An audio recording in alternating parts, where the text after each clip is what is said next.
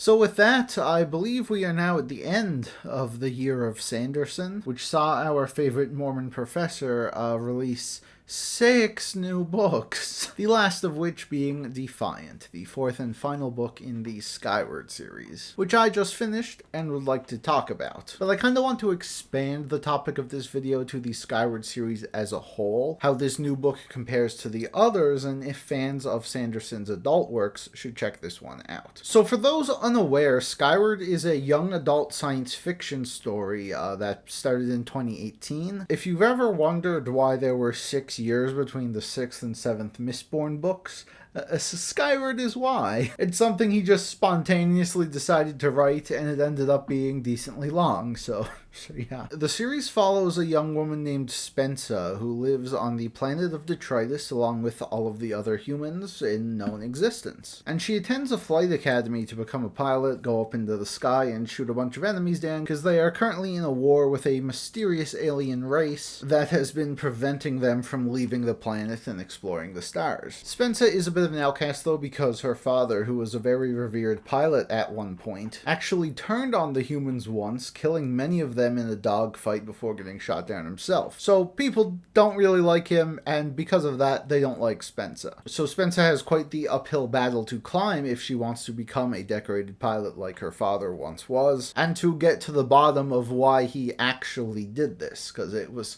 quite out of character. So the first book, Skyward, follows Spensa at this flight academy, learning to become a pilot, slowly warming up to all of her classmates as they get to know her better, realize she might not be so bad, and of course discovering the mysteries behind Spensa's father and, who these aliens attacking them actually are. And this book was really great. It goes without saying, this being a young adult novel, don't expect anything, as complex as, the Stormlight Archive or Mistborn. What we have here is a very fast-paced and fun sci-fi action story with a lot of Sanderson's signature twist, giant epic battles, great character development, great ending. It really did feel like a normal Sanderson book. It was just, toned down a little on the more mature themes. Not to say this is like a children's book or anything. It does, have some heavy stuff. And like a lot of Sanderson's book ones, it does end with, these huge revelations that really make you wonder what's going to happen next. Starsight is what happens next, and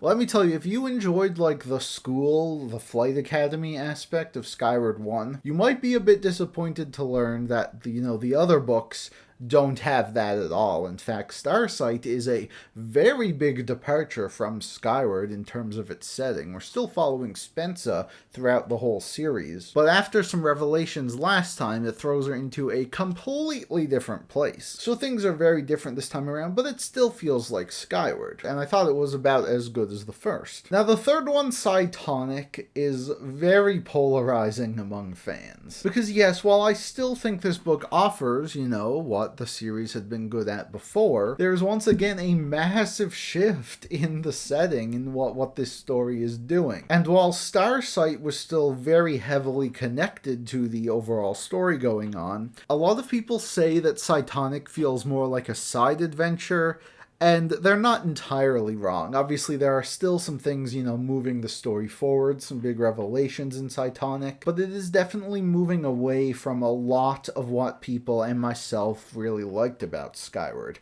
I still think Cytonic's a good book, but it's very clear to see why it is most people's least favorite. Another issue comes from, the characters that you really grew to love in the first book have very little to do in Starsight, and especially Cytonic, when you really start to feel their absence. So what Sanderson actually did was sort of put together a bonus book. He teamed up with Jancy Patterson and gave us Skyward Flight, which is a collection of 3 novellas that follow our side characters, bringing the story back to Detritus and, catching us up with what was going on there while Spensa was off doing her space adventures. And yeah, this is more Skyward, just without Spensa. So if you really enjoy the side characters, yeah, I think you'll really enjoy this one too. And it's pretty long wrong, like, this essentially is, like, the real fourth book as far as I'm concerned, because they are actually extremely important to the plot, to the point where I almost wonder if this really should have been considered part of the main series. Like, if you start Defiant without having read Skyward Flight, you might be a bit lost. They do a bit of exposition, but there's, like, a lot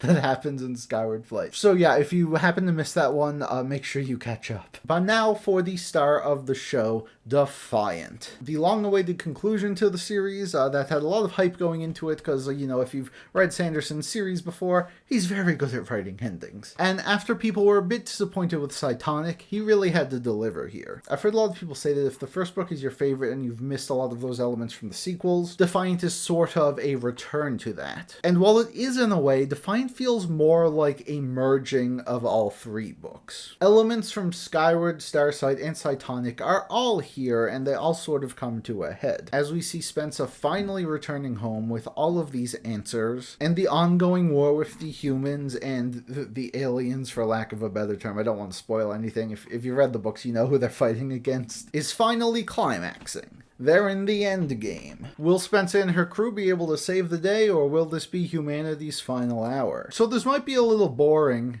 but Defiant was exactly what I expected it to be. It's once again pretty consistent with the quality of the rest of the series, and like I said, how it has elements of all of the other books. I feel like if you have been a fan up to this point, there's no reason why you wouldn't really enjoy Defiant. And yeah, I really enjoyed it. I was happy to see that there was still a lot of character development to be had with this one, where we have Spencer coming back home after such a long time away. She feels very disconnected to everything going on around her. That's something I can relate to, as I don't live where I grew up anymore. Sometimes going back can feel a little bit weird. I just thought it was a really compelling addition to Spencer's character. I also think the character of Jorgen got some really great stuff in this book, as, you know, him being, you know, quite young. He's like 17 or 18 or something, and was sort of forced into this leadership position where he has a lot of power and he doesn't really know if he is ready for it, and his struggle there was really good stuff. I also really loved how Sanderson handled the main villain of this one. I won't be giving anything away, but, you know, in the previous books,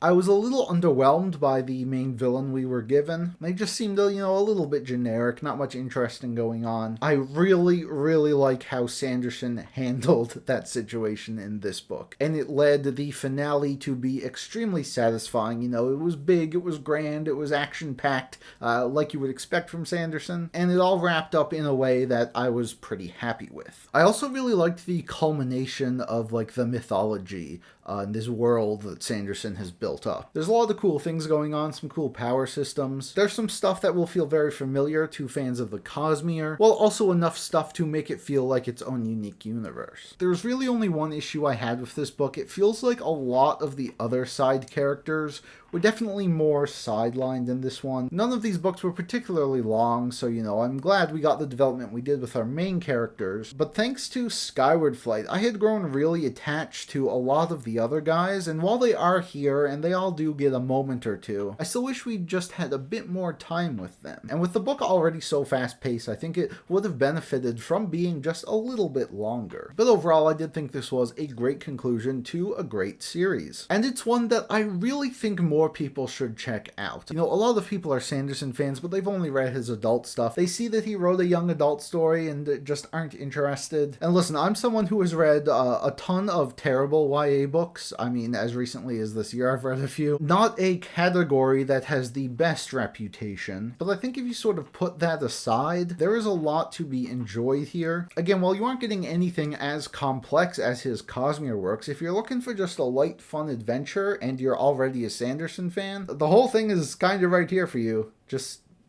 go for it. Now, it's worth mentioning that while this was the end of the Skyward series, it wasn't really, as Jancy Patterson, who worked on Skyward Flight, is now writing a completely new trilogy set shortly after the events of Defiant. It's unclear which characters we will exactly be following, but I'm definitely open to it because there's a lot of things that can still be expanded about this world, and I am happy that Sanderson found a new author to continue the series so we don't have to have any more Mistborn delays. So with that, thank you all so much for watching. Leave your thoughts on this series or anything Sanderson related in the comments down below. Next video will likely be Wheel of Time, and then I have another YA series from an adult fantasy author I gotta finish. So